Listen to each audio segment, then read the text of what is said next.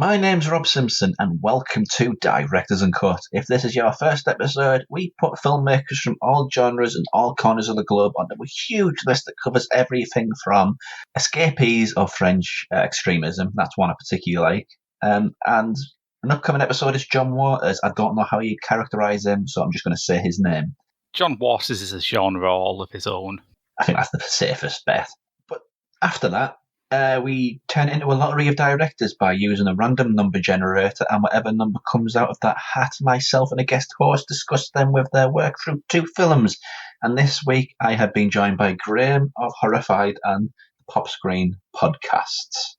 Hello there. It's Federico Fellini this week. It is, yes, which I'm very excited about. Which is, as far as sort of the titans of cinema go, this is probably our first. It's our most canonical episode, he said, using a word that he likes. And weirdly, it's probably the director that I've had the most experience with so far. Yeah. I was when Fellini came up, I did have that moment where I thought, is this one of the canonical art house directors that Rob finds really annoying? And then I thought, no, we did La Strada on Cinema Eclectica, and we all really enjoyed that. It tends to be, I don't know who did it, but the style of French director who thinks that being moody and quiet in the inner city is a cinematic output. I'm basically giving the middle finger to the samurai there, which I know a very small group of people will hate me for saying. I mean, the fun thing is when you said it's moody people in a city, I was like cycling through about 100 French directors, belatedly realised, oh yeah, that's all of them except that guy who made Manon des Sorciers, isn't it? Yeah, it's a thing to be known about, but, you know, it is what it is. But yeah, just looking at the things that I've seen, the Strada, like you said, that was very good, I thought. Yeah.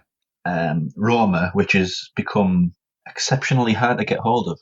Oh, is it? It's been deleted. It's a remarkable film, Roma. Yeah. And Il Badone, which we were contemplating talking about this on this episode.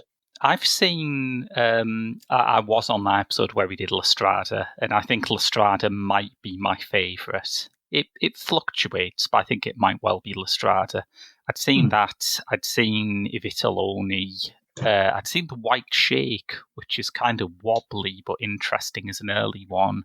There's a pretty big chunk of his filmography I've seen, including the 2 films that we are due to review today, and I think I'm going to tease a bit and say my feelings towards both of them have shifted. Well, I've not seen the movies we're going to be talking about. Fellini Satyricon, because apparently you have to call it that. Oh yeah, because there was going to be another adaptation of the Petronius novel, wasn't there? So you had to differentiate it. That was the hot new genre back in Italy in the late 60s, adaptations of plotless ancient Roman satire. Yeah, it's a niche, I guess. So the one which everybody knows, Satyricon, isn't the official Satyricon. Nope. The one which absolutely nobody's heard of is. Yeah. It's like that other version of Satyricon is like the Satyricon equivalent of the Ghostbusters cartoon where they've got the gorilla that your parents used to rent for you because they heard that you liked Ghostbusters and you just sat and watched it bewildered. I remember having the car from that.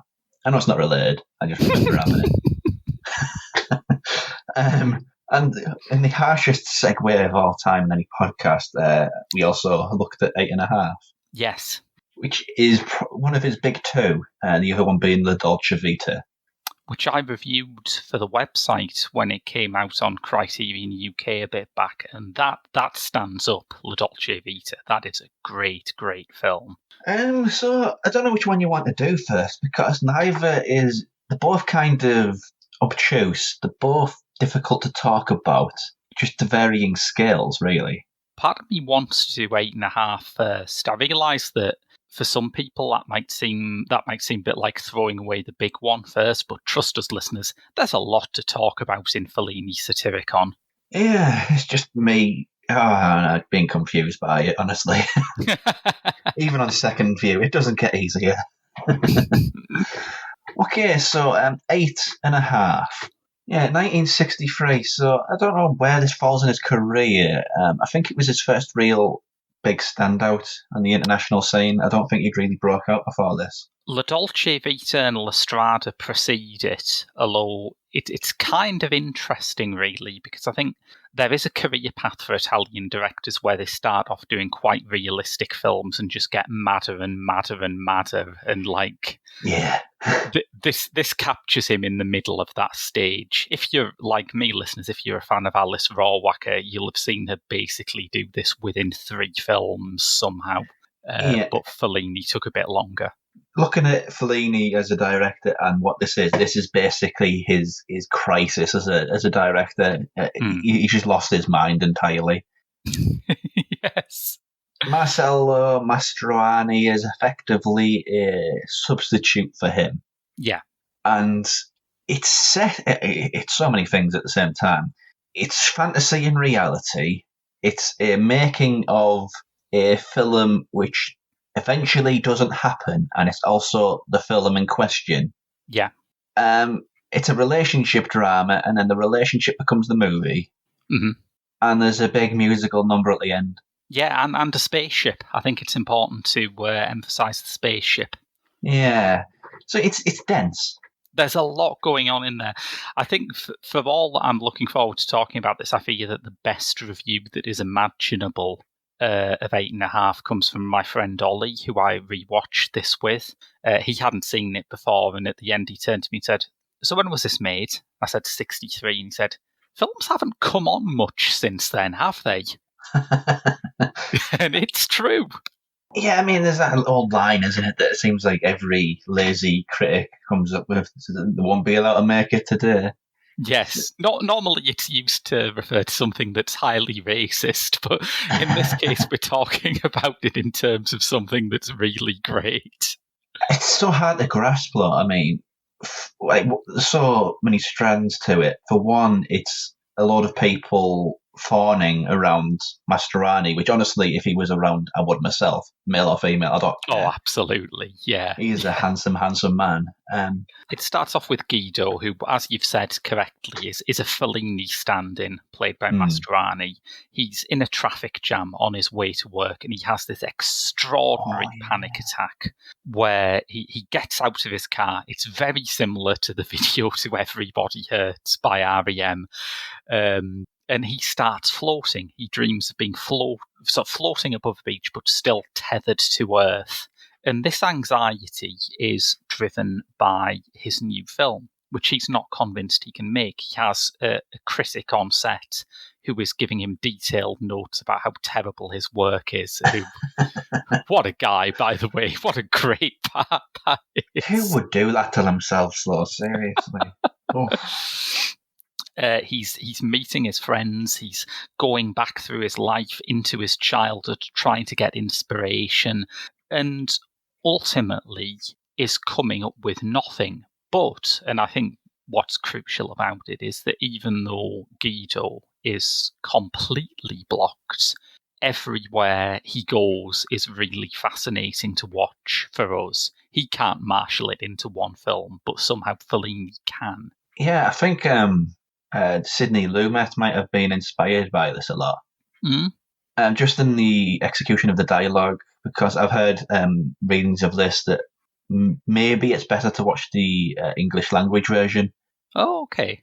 Because you can actually keep up with the dialogue, because this isn't one of these 2-hour Italian movies where nobody speaks and it's all moody and esoteric. Yeah, we're not doing Antonioni this week. No. This is an Italian movie where everybody just cannot shut up and they're constantly talking over each other. And there's a bit towards the end where, again, I think it sort of segues into dreams. And is it the movie or isn't it the movie where he gets a gun out of his pocket and shoots himself in the head? Because at that bit, he's just getting bewildered by everybody talking to him, just literally everybody. And the movie's kind of like that throughout, really. It's just so chatty. Yes. Such a chatty movie. So is this the first time you've seen it, Rob? It is, yes. It's the second time I've seen it. The first time was, I think it would be closing in on 20 years ago now. And it was a season of Italian cinema that was on at the Tyneside Cinema, which I really remember vividly. It introduced me to Visconti, it introduced me to Sorrentino, Antonioni, tons of great directors that I wouldn't have seen otherwise. And I saw this there, and I saw La Dolce Vita there, and I loved La Dolce Vita straight off the bat. This I had a bit of a problem with, because my objection, and I'm raising this because, I will say it now, I do not quite understand why I thought this in retrospect. My objection is they took Guido too seriously. That's how I felt. I think because when there is a film about filmmaking in like the English-speaking world, whether it's British or American or wherever, it tends to be quite a barbed satire. Or even if it isn't, it's something like Tim Burton's Ed Wood, where for all it's very affectionate towards the central character, he is still making crap movies. But there seems to be a general understanding in 8.5 that Guido, while not a great person, should get to make his movie, and that it's important that he should get it finished. And I found that a bit weird when I first watched it. There's a degree of that to it, yeah. It feels a lot like a Last Chance Saloon for him as well. There's many references throughout it where he says, if you don't make this, your career's basically over. Yeah. Which is curious when you look at it with the benefit of hindsight, because around this time, he was... He's in his pomp, yeah. Yeah. So, is this movie him taking himself too seriously because he's built this reputation up in his head that this is who the great Fellini is? Is it a movie where it's like imposter syndrome? It's like it's basically a therapy session as a movie, isn't it? Yes, absolutely. And I think that's what jumped out at me watching it the second time, because this time round I really loved it. And I think part of it is like there's a slight difference in culture now, which is that when I watched it 20 years ago, Hollywood and that model of filmmaking was still a big thing, and it felt subversive to take a few pot shots at it, whereas now it has, filmmaking in general just has this absurdly diminished cultural status, and everyone watches terrible box set TV instead. So it's actually quite refreshing to have a film that accepts that if Guido can get it together enough to make this film, it might actually be really good. But I think you're right. I think that the meat of both the film and the humour in the film comes from those trips back to his childhood and those explorations of who he was before he started making films. The really weird little asides as well. There's a bit, I can't remember the name of the character, but it's a woman who lives on the beach and they keep on giving her money, and he shows them the shoulders and she does some dancing. Of course, Federico Fellini remembers growing up in a village with a municipal prostitute. Of course he does. That just makes everything make sense. Some bits as well. Like there's a bit later on where I was so confused because it seemed like he had a harem of people, and there's he's having a bath and all of his whims are being catered to. And then there's reference to, is that Mike going to be in the movie? So yes. The sense of humour, I think, is just playing with the audience, whether it's real or imagined or something in between. I think there's an element of that. And I think one of the other things you have to remember is that Fellini was working at a time when the idea of psychoanalysis it wasn't new, but it was still fresh enough that it would be an interesting source of comedy. Like that's Woody Allen's career, basically. Yeah. And I think the idea of taking this kind of capital G, capital A great artist and revealing him to be kind of insecure and like having shitty attitudes towards women is pretty fresh and interesting in that context, and it feels fresh and interesting watching it because he explores it with such energy and with such, despite what I said earlier about my first viewing, with such a lack of vanity. I mean, if Mastroianni is Fellini in this, he is tearing strips off himself. But yeah, it's not a particularly generous adaptation of himself, if that's the phrase you want to use, because he doesn't have patience for anybody. Yeah. He surrounds himself with people who effectively want to see him fail. Like a producer effectively says it to his face on numerous occasions. Any slight distraction that prevents him from doing the movie, like the party scenes, like the scene with the person who's supposedly reading minds. Yes. His friend with his young girlfriend. His young girlfriend, who is Barbara Steele, no less. Yeah, it's pretty cool casting when you think of her as the horror lady. Having his mistress in another hotel. He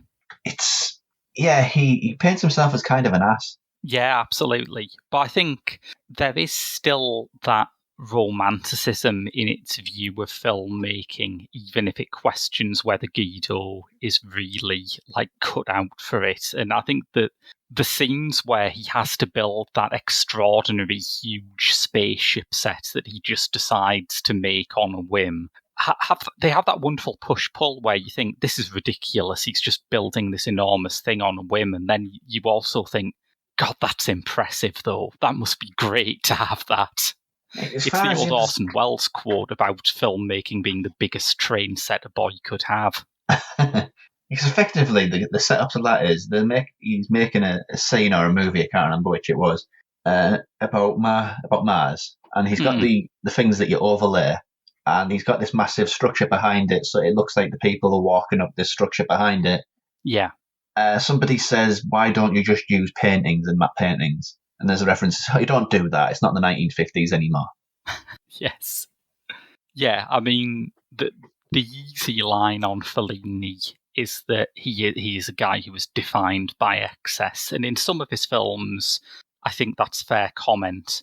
But I think this is very self-aware about the excess, and it manages to do that thing that you never see done, which is excess with a light touch.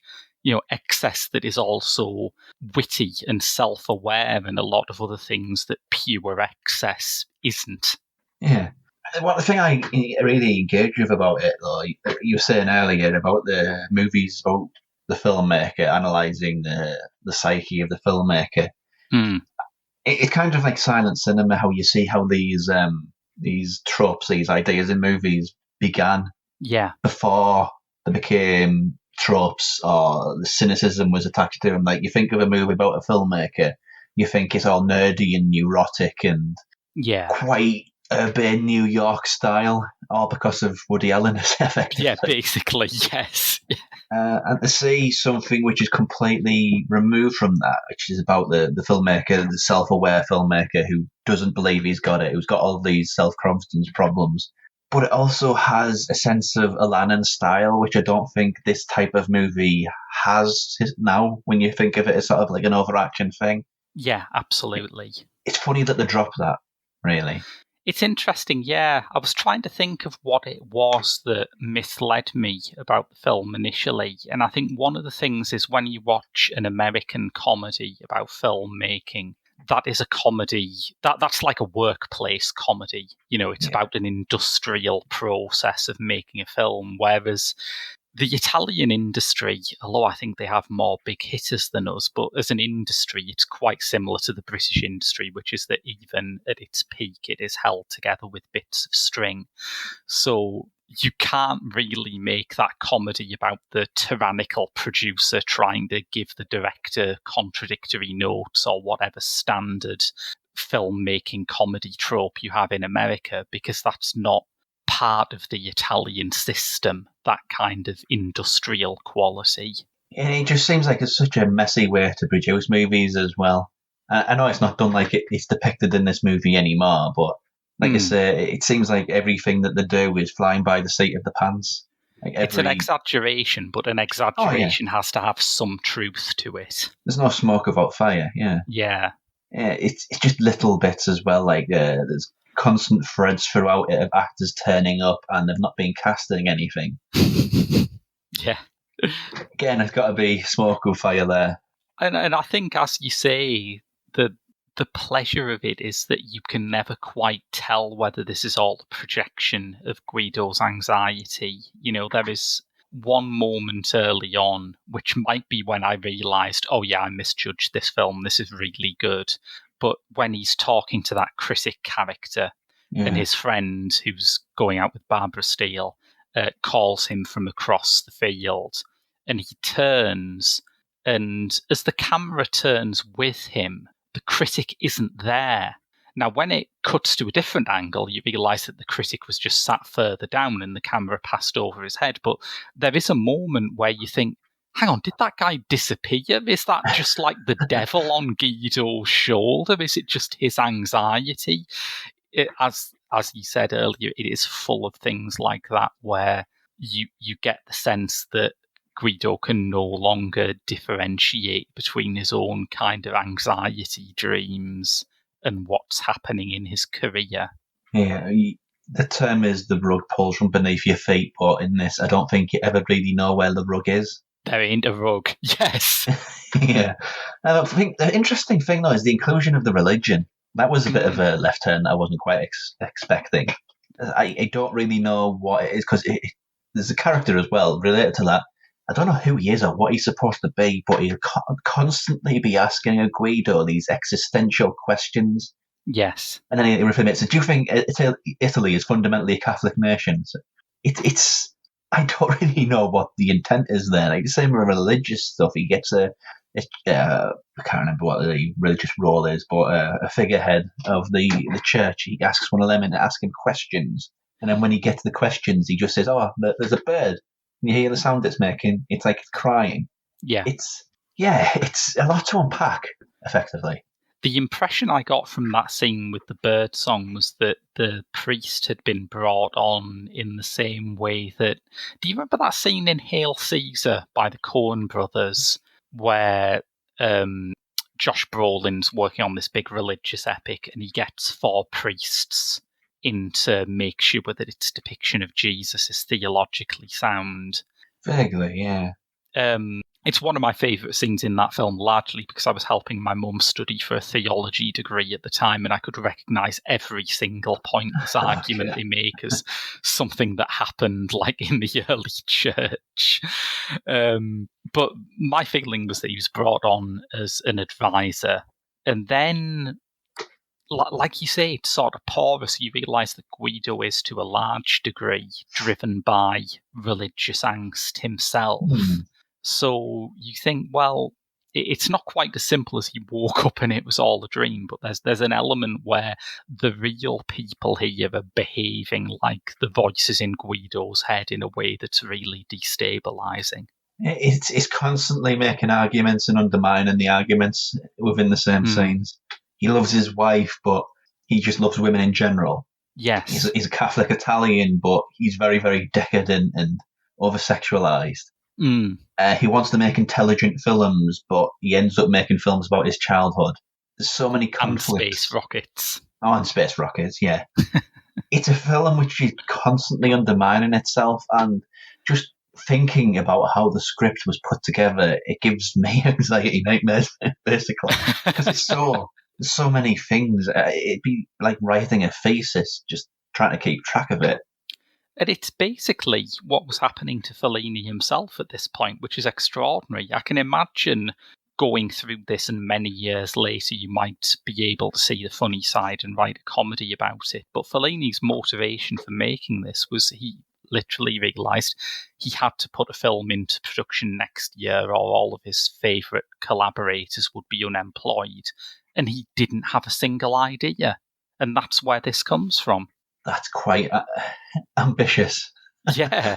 He's made... Well, people have done it in the times since. I think normally when someone makes a film because they don't have a single idea, you can tell in the finished product, though. That's the difference. Yeah. The ambition of ideas. If somebody has an idea to make a movie but they have no idea, so they'll make a movie about not having an idea, they don't tend to have an 80-foot structure in the centre of it. Yes. Which it just goes to show maybe his position in Italian cinema there was kind of untouchable at the time. It's really hard to think of anyone else who could have got away with it, isn't it? I mean, the only other comparison I can think of is when Buster Keaton crashed that train and almost killed his career with the general. Because don't think anybody would be allowed to do that just on a whim. Yes. That's one of the great examples of you couldn't make that nowadays film, isn't it? Nowadays, if you try and kill a movie star, people get upset about that. Yeah. So, any close? I mean, you basically set your stall out here. You did love it in the second viewing, but is there anything else? I think the ending, I think, was a big part in how my feelings shifted. As you say, there was the dance at the ending, which is, it manages somehow to square the circle of the film's attitudes towards filmmaking, where on the one hand, this film isn't going to be made. That's terrible. On the other hand, hasn't this been funny? Let's have a celebration over the collapse of everything. And it's such a contradictory ending, but I think when you can pull off that kind of... I don't like very happy endings, and I don't like real downer endings. I like endings that send you out still sifting through how you felt about that, and this is one of the all-time great examples. I actually agree, really. You get films that you have an opinion on immediately, and they're fine, but I don't think they really linger in the memory.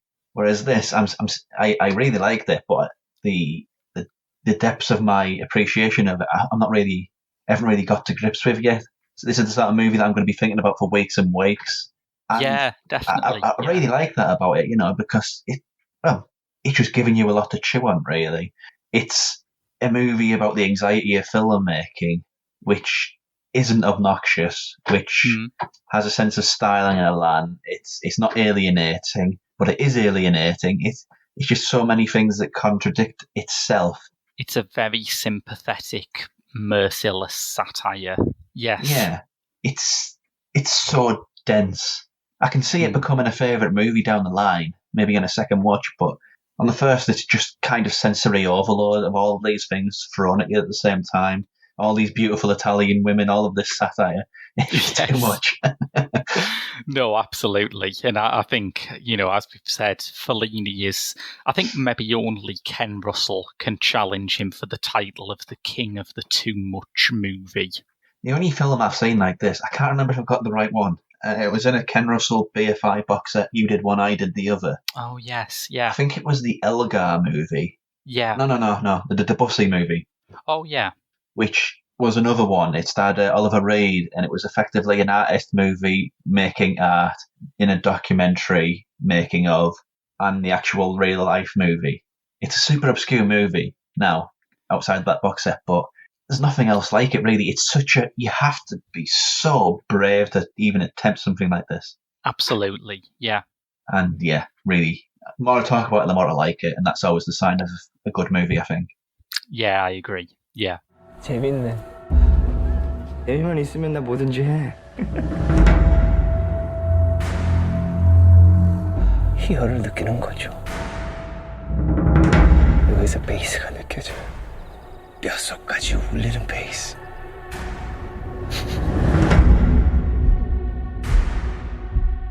In a previous episode, I mentioned that we have to juggle around the recordings a little bit because sometimes people aren't available. So this is why the section that I'm about to segue into doesn't sound the same, doesn't have the same people. And also while I'm on the sound, I do apologise for the audio quality of today's episode. Technology defeated me.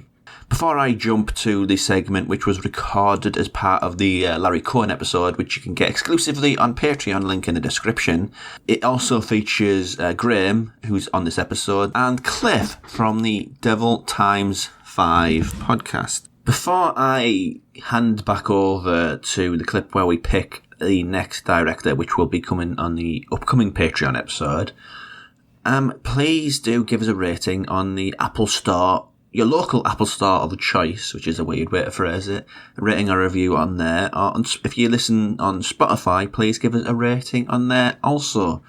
It helps people find the podcast. If you don't want to do that, that's fine. You can also share us on social media. Anything that you can do to help get more eyes and ears on this podcast, I would be eternally grateful.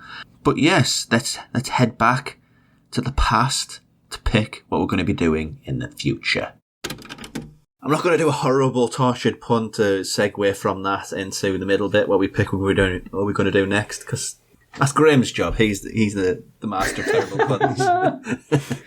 Yes. I'm saying that with love, by the way. You know, he does enjoy his puns. I do, yes.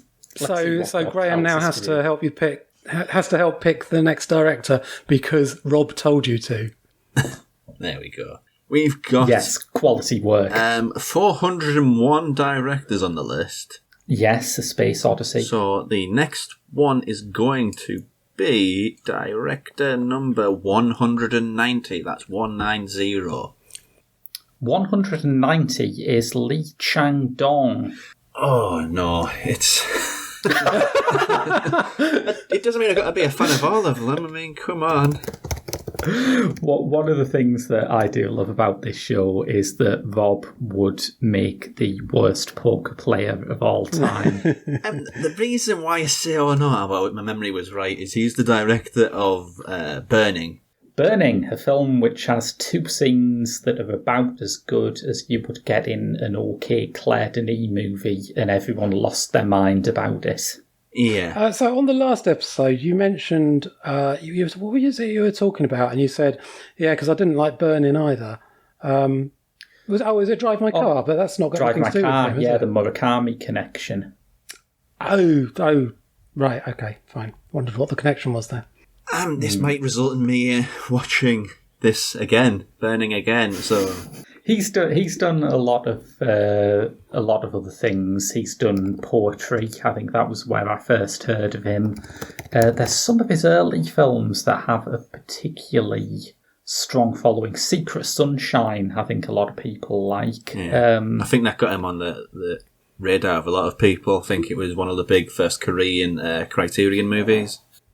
I would definitely like to go back to one of the very early ones, just, to see whether he was always like this. I guess the elevator pitch for him really is misanthropic, social realist Korean director. That's kind of his vibe. I guess, yeah. I don't know. I can't really pin him down because all of the ones I've seen, I've just mainly come out of thinking that was really boring. Well, social realism for you, Graham. Well, yeah, I guess. Not to colour any expectations for upcoming social realist directors, but yeah, I kind of find it. But I want to like Lee Chang-dong. He is so loved by so many people whose opinions I respect very much that it does slightly bother me that I have never clicked with his work. So I'll be on the next one, is what I'm saying, even if it's just for moral support. Okay. Rome before Christ, after Fellini.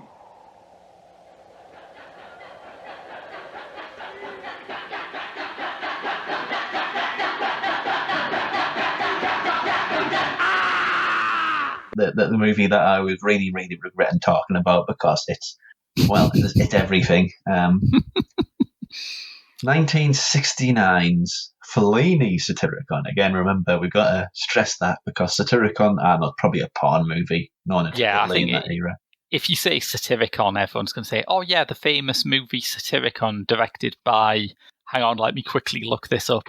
But Fellini Satyricon, yeah, that's the Fellini one. Yeah, this is a ridiculous movie. I think it's a first century book by Petronius. The name, I'm assuming, is the etymological, that word, is the origin of the word satire.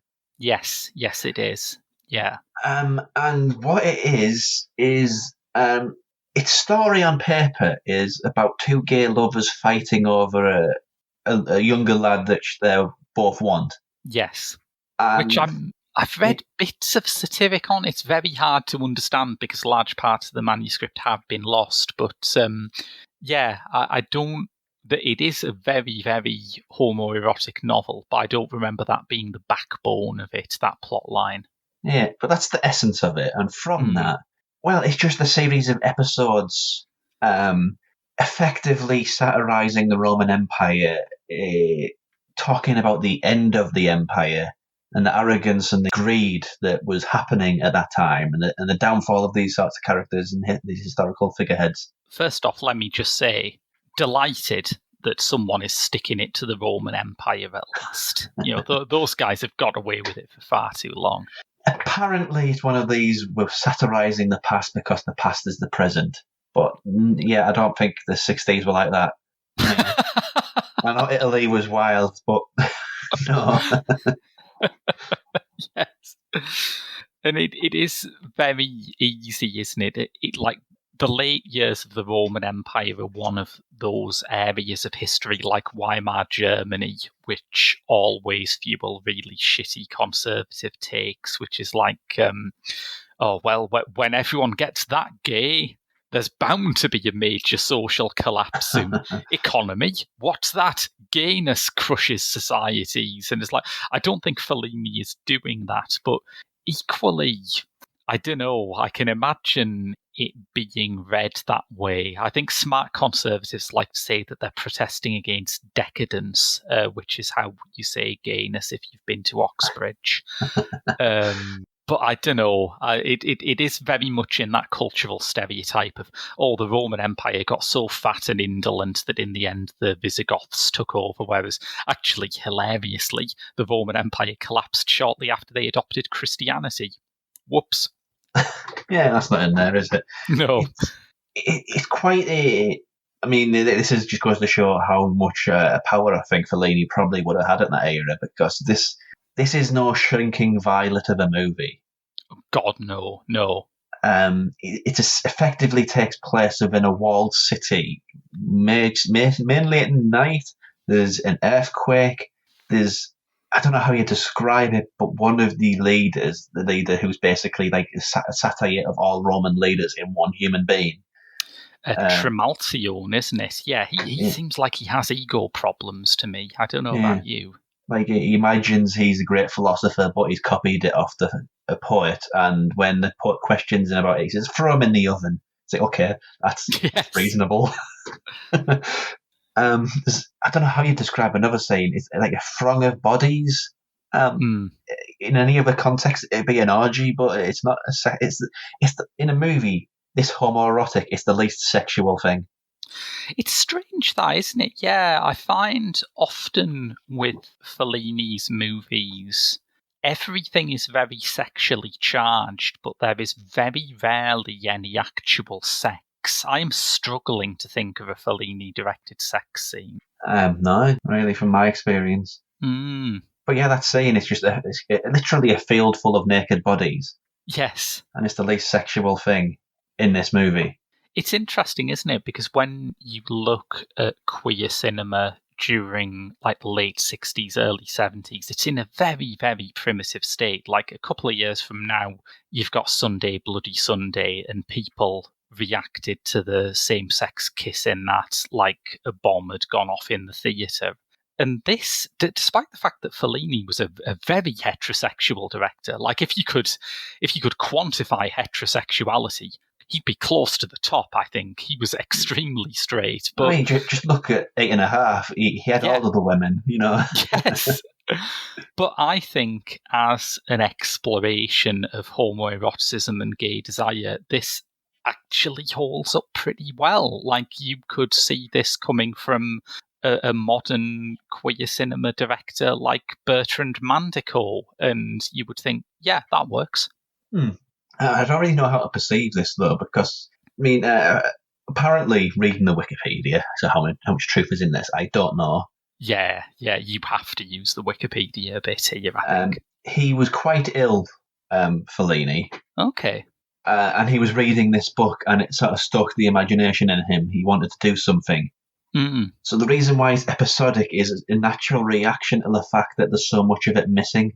And yes. He's using that as a metaphor for historical storytelling, like how so much of it is in paper, but it's so all disintegrating. Yeah. So things go missing, and interpretation has to be made, interpretation which nobody has the right answer to. And you get this really weird final scene where it just sort of cuts to black mid-sentence and cuts to a piece of architecture fading away. And it's interesting that because it's a very difficult idea, but I think I would like the film more if it was more overt in that. I think at the level he's pitched it, it's quite hard to tell without that information whether this is a brilliant satire on the futility of knowing historical truth or whether he's just bad at telling the story. I mean, watching it, you think, wow, cocaine was rife. It is nonsense, really. Yeah. There's no logic to anything. It's just, I would read the whole article on Wikipedia after watching it and I thought, I can't remember that happening. Yeah, me too. There's stuff. It's that sort of storytelling, sort of improvisational storytelling, is it? And then. Yes. And then there was a hermaphrodite, and then they died in the sun, and then they fought a gladiator, and then what? And then Minotaur turns up and just has a fight with someone. That happens. Yeah, it's a sort of movie which could be quite upsetting to a lot of people. Yes, yeah. Because when you think of a lot of people, when they think of movies, they have a very rigid sort of idea of the three act structure, beginning, middle, and end, hero, bad guy, all of this stuff. I don't think any rule, like traditional cinema rule, is paid attention to here. It's such a wild rogue of a movie. And it's interesting, when I first watched it, I connected to that feeling a great deal, because I think when I first watched it would be around the time that you had all of those sort of bad Hollywood sword and sandal epics like Troy and King Arthur and things coming out. And I was just sick of seeing history, ancient history, that didn't get across the feeling of how weird things were back then. Because that's what I always get when I read about things that happened thousands of years ago. You just think, oh, there's a completely different world to us. And I liked that it had that. This time I was a bit less fond of it. And I think watching it on the back of 8.5, I can figure out why. Okay.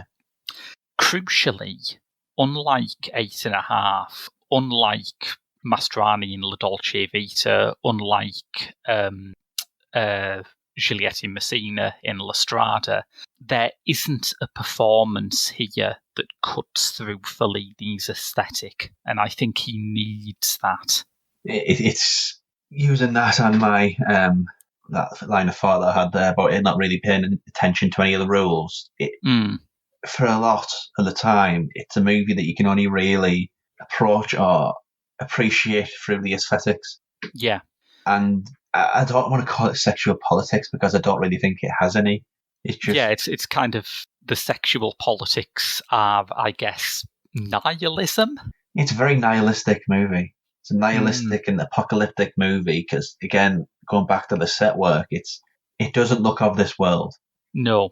Which, again, goes into what you say about it. Something so long ago, we have no relationship to it. We have no point of reference to it.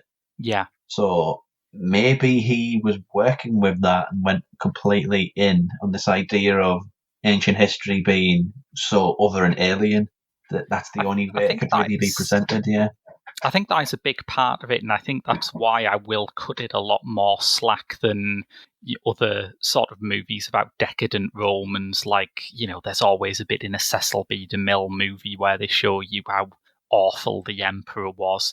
It's obviously not that. I don't think he's doing this because he wants to draw a parallel between then and now, although I don't think he minds if people draw that, but there is also a very deep awareness of how the Roman Empire is just incomparable to modern morality in a lot of ways. Yeah, it's the same with ancient Greece as well. By the end, it's so alien, I guess is the best way to say it.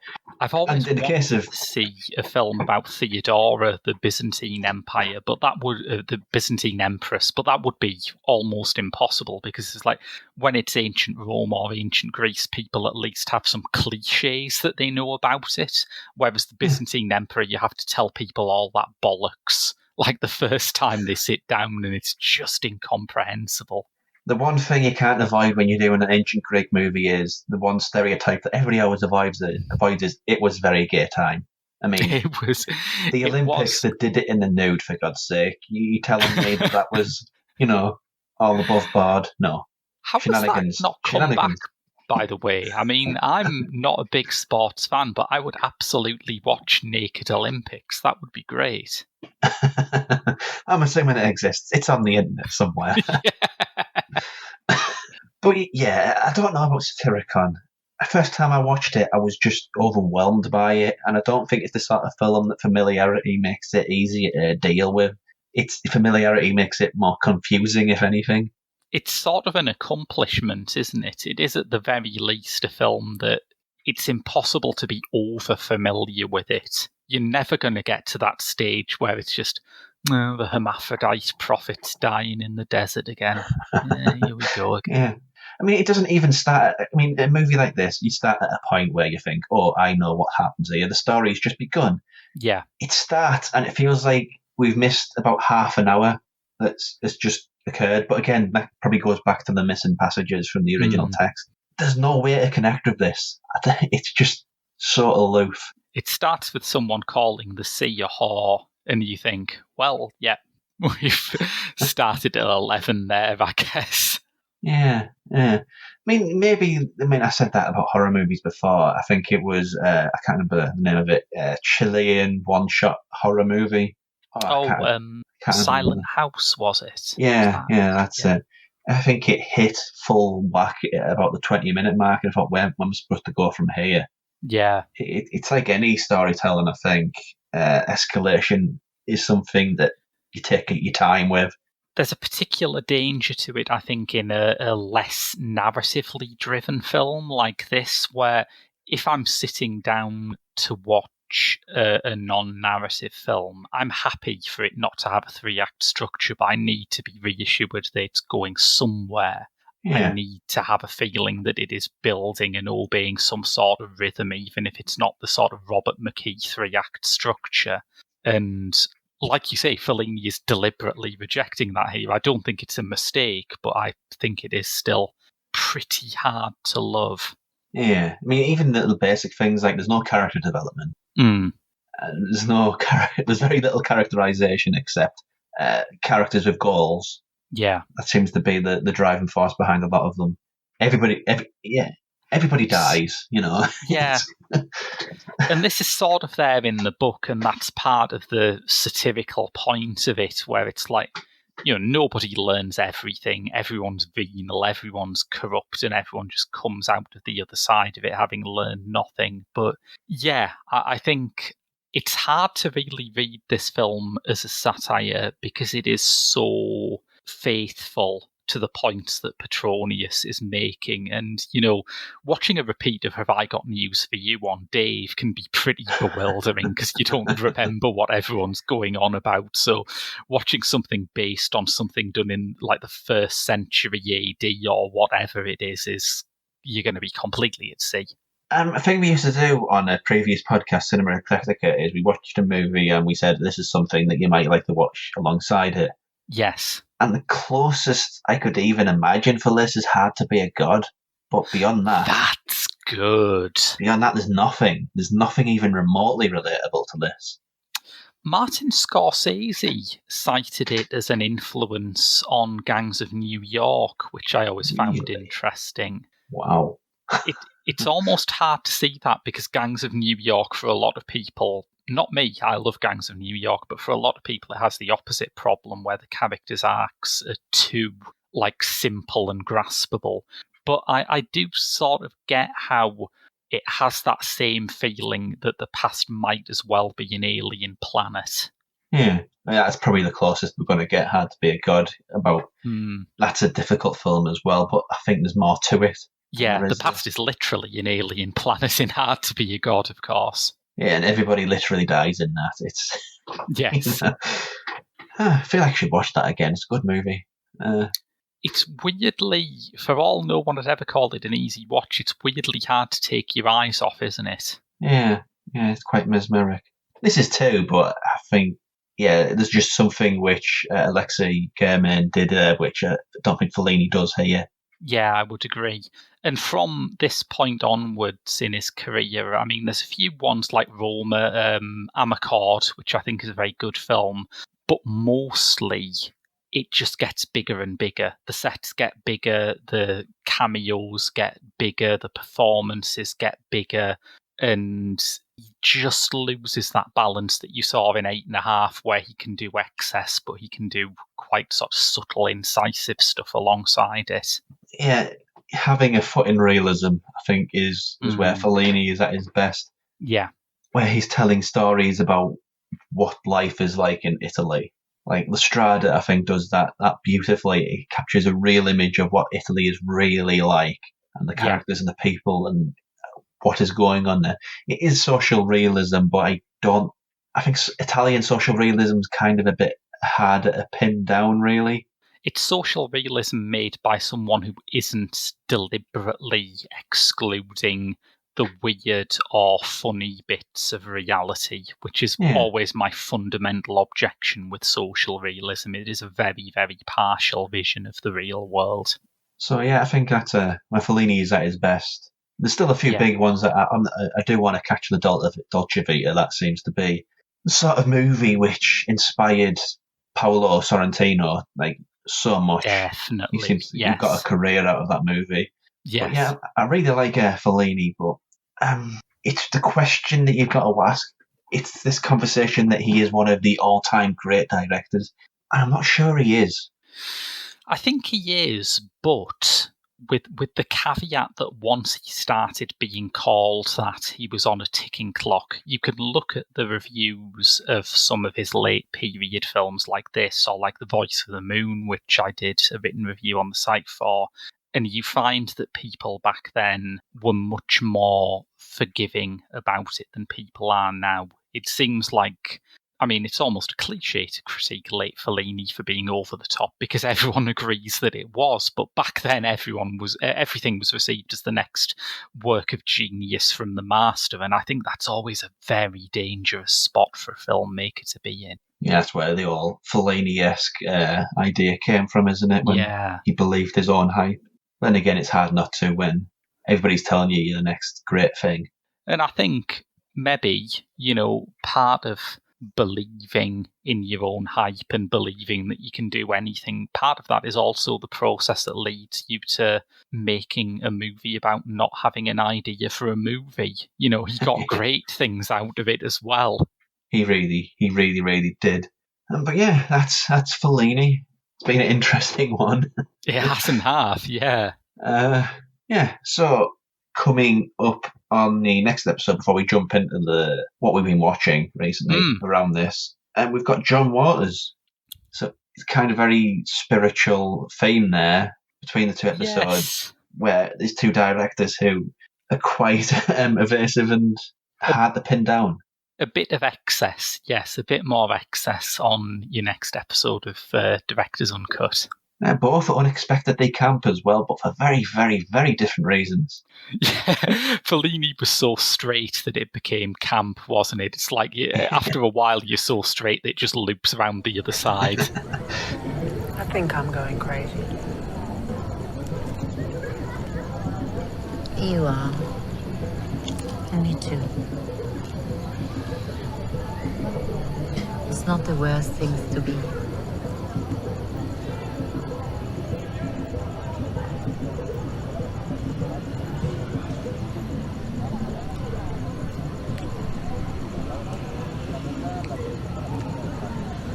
I've composed a poem. A poem of the sleepless nights.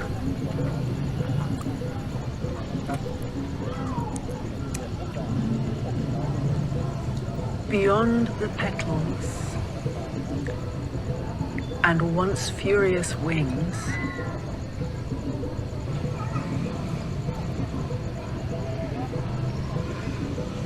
the air gasps at its fading shadow.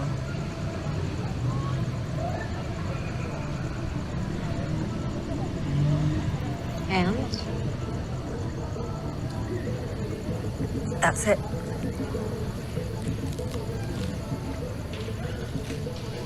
Movies are whatever that we've been watching recently that we want to draw attention to.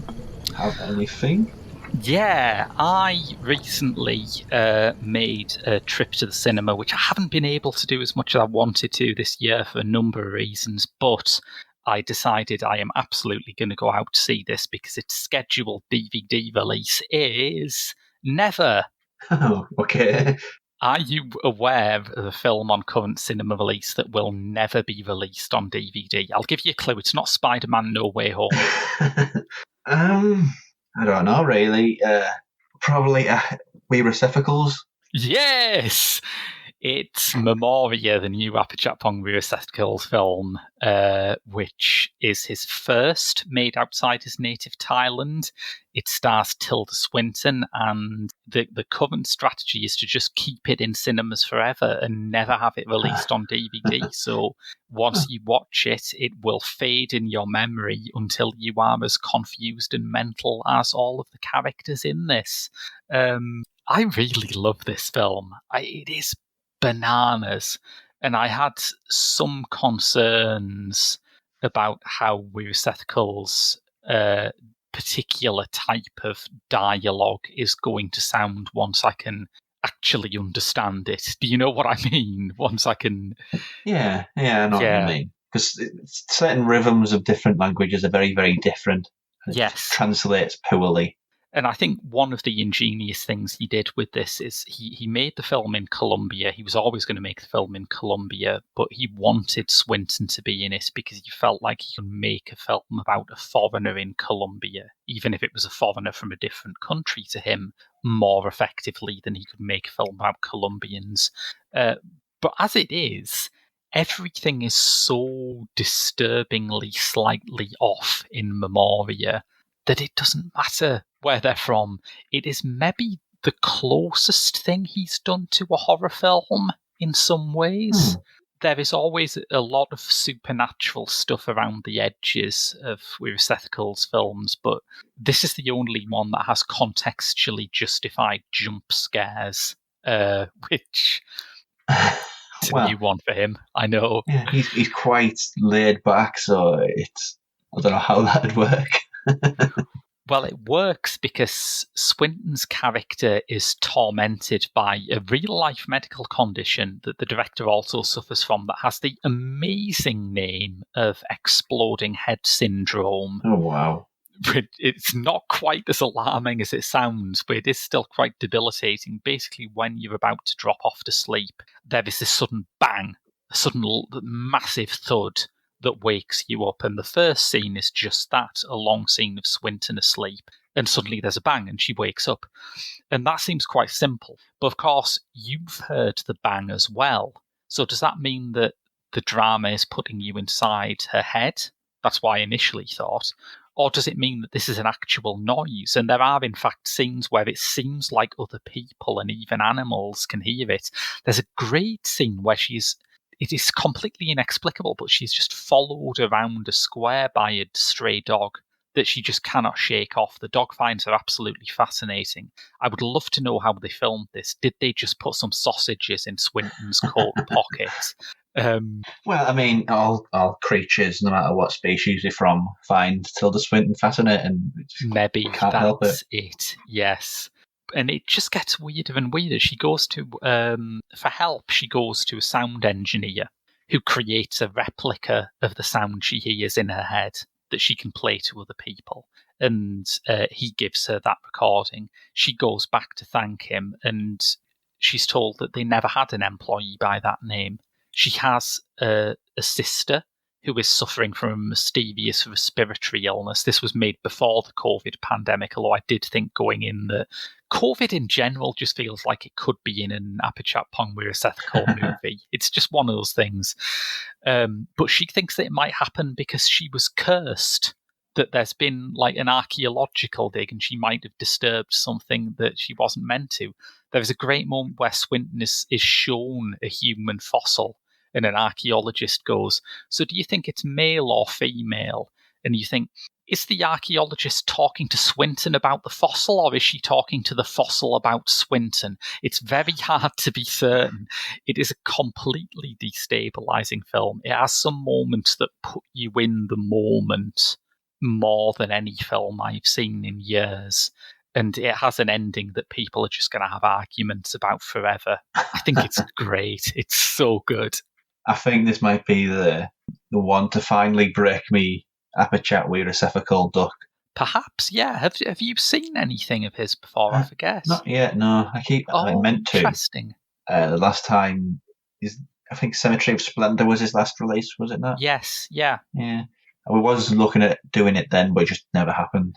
I think this might be a better entry point than Cemetery of Splendor. I think, particularly because in the West there's always been this dialogue, which I find deeply annoying, but it's always been there about whether people just like this stuff because they see the East as being mysterious and exotic, and is he just selling that version of Thailand to Westerners? And no, it turns out that even if you put him in Colombia and give him a British star, his films still look completely mental, so that's great. Yeah, well, I'll try and catch that one. I want to talk about a Netflix TV show. Oh. It's got filmmaking relationships. Benson and Moorhead have directed a few episodes. Oh, yeah. Archive 81. This is the first thing I've ever seen which is adapted from a podcast. Right.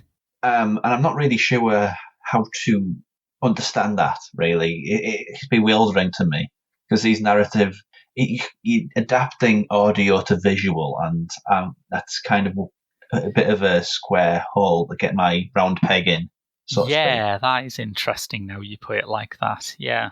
But in this, effectively, it's about somebody who restores tapes and video. He's an archivist. And he's charged with a job by a nameless, faceless company to restore some videos from a building called The Visit in New York, where his dad ended up passing away. Yeah. Related to that incident, anyway. And so he goes to this place, and for one, I'm pretty sure that's not how you restore things. You just take it out of a case and put it in another case and then press play. I don't think that's how it works. Yes. But I'll let it off. But it's honestly the first thing in a while outside of Mike Flanagan, I think that's his name. The Dr. Sleep guy. Yeah, everybody's in love with Mike Flanagan. Midnight Mass, which I watched one episode, and then the monologuing kind of drove me a little to distraction there. Yes. But with Archive 81, it's this sort of horror mystery that I really can get behind. Because it's not about jump scares, it's just pure atmosphere and mystery. Yeah. And it's doing 90s nostalgia in a way which doesn't make you want to tear your face off. So, because that is the thing now, isn't it? That's the new nostalgia. It was the 80s, but now it's the 90s turn. And the clock has ticked over, yes. The Berlin Wall has fell for a second time, and we're back in the 90s now. As two children in the 90s, we can tell everybody that it's not worth it. It's not worth it. But yeah, this is a really good show, because it just gets that slow burn, dread atmosphere down quite nicely. And most TV horror doesn't really have time for that. It's more about the instant and the visceral. Yes. So yeah, I'm liking Archive 81 so far. Good on Netflix for bringing TV horror back, by the way, because there seems to be alarmingly little of it elsewhere. Yeah, there was a Sky. I think Sky did a folk horror thing. Right. With, what's he called now? Was there that thing with Jude Law in called The Third Day or something like that? I think that was it, yeah. That was the one. Outside of that, I can't think of a thing. There's that Yellow Jacket that everybody's talking about, but I've not seen any of that. No. I mean, the only thing I can think of on British terrestrial that vaguely fits the bill is Inside Number 9, and that exists because it's very cheap and they'll let Pemberton and Shea Smith do out. Yeah. But yeah, it's an interesting time for TV horror. Yeah. Very much so. I'm looking forward to what Benson and Moorhead do next. I think it played Sundance. It's called Something in the Dirt. I'm always interested in what they do. Yeah. Well, I think you've given me a good lead in there talking about 90s nostalgia, because we do like to bring up sometimes something that we've done as part of our work for the site. And by the time, I don't know whether it'll be by the time this goes out or whether it'll be coming up when this comes out, but the first pop screen of February is Cool as Ice, the Vanilla Ice movie. Oh, there's some 90s nostalgia that just needs to... Yeah. No. This is a really strange thing. I mean, I was expecting it to look pretty weird because it's a movie starring Vanilla Ice, and that is not something that anyone would have greenlit for the past 30 years. But it doesn't do justice to how very, very strange this movie is. The only thing I can compare it to is one of those Harmony Korine movies where there's a lead character who everyone just inexplicably knows and loves and forgives for everything. You know that bit at the end of Spring Breakers where they just commit a gun massacre and walk out? Yeah. And it's it's just one of those things. That's how everyone treats Vanilla Ice in this movie. He acts like a complete cock from beginning to end. And everyone is just, wow, he's really cool. And I suppose there are a lot of pop movies that have that problem, but I've never seen one that pushed it to the point where you actually want to talk about Dadaism in relation to how this feels.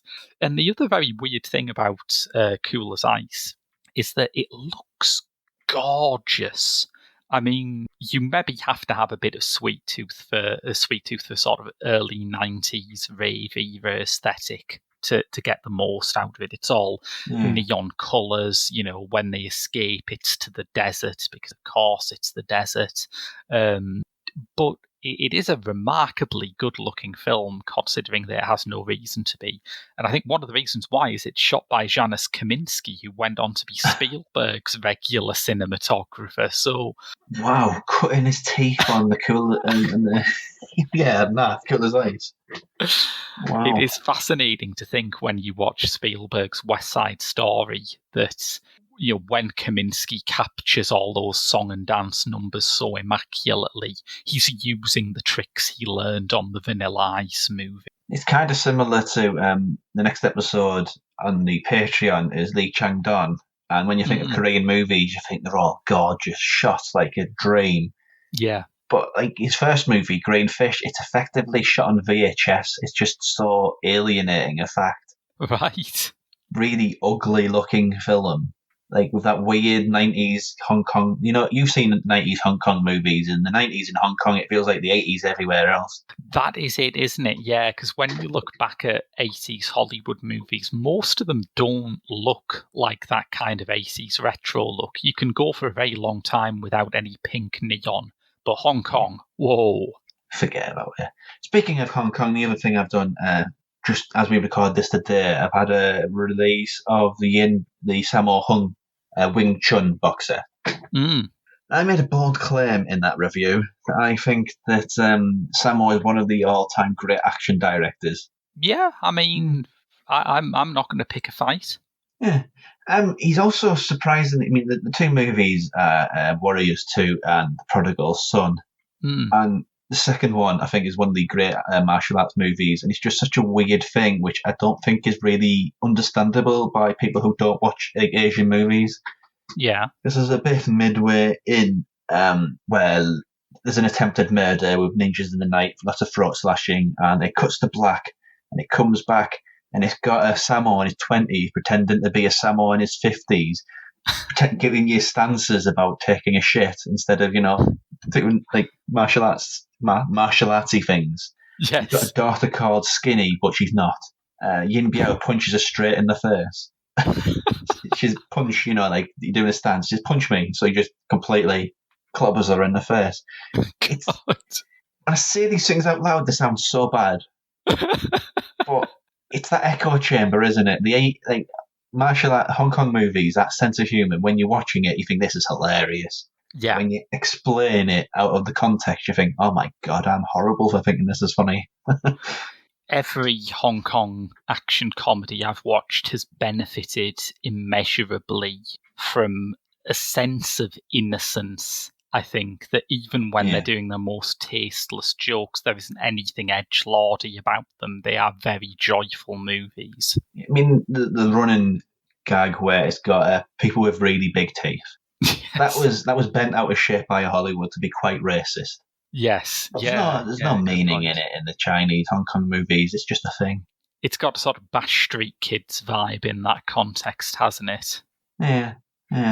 They're hard films to recommend because they're so singular. But yeah, I think those two Sammo movies. And also, his characters kept on getting referred to as fat, and he's not really, not that. It's the fat shaming Sammo. I mean, aside from anything else, you wouldn't say it to his face, would you? No, you wouldn't. But yeah, they're two lovely watches, them. Warriors 2, which has like the last half an hour was just one big fight. Yeah. So if you like that, that's fun. And The Prodigal Son. Nice. I'd like to say, every now and then we will get a Hong Kong action comedy in, and when I started reviewing them, they could not have been further away from the sort of stuff that I would watch normally.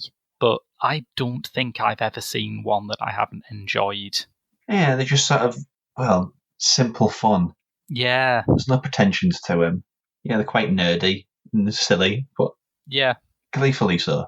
I have rewatched something that I mentioned in the Best of the Year show, and I just want to flag it up because I think, I don't know, it seems to have been missed by a lot of people. There were some things that I put in there that I knew had been underseen, and some things that I knew were very big deals. But this is the one where I thought, come on, guys, what are you waiting for? Why are you sitting on this? But Shiver Baby by Emma Seligman. Yeah, I have actually got a movie now, so I could watch this one. Oh, brilliant.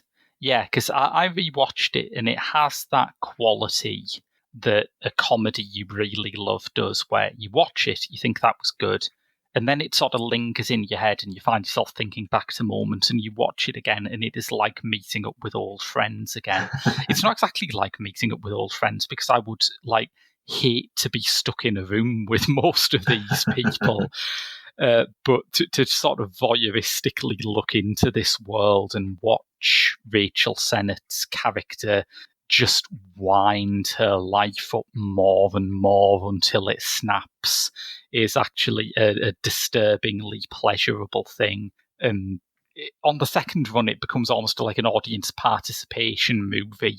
You are just watching their fighting the temptation to scream, pick up your phone, don't leave it in the bathroom, this will go wrong for you.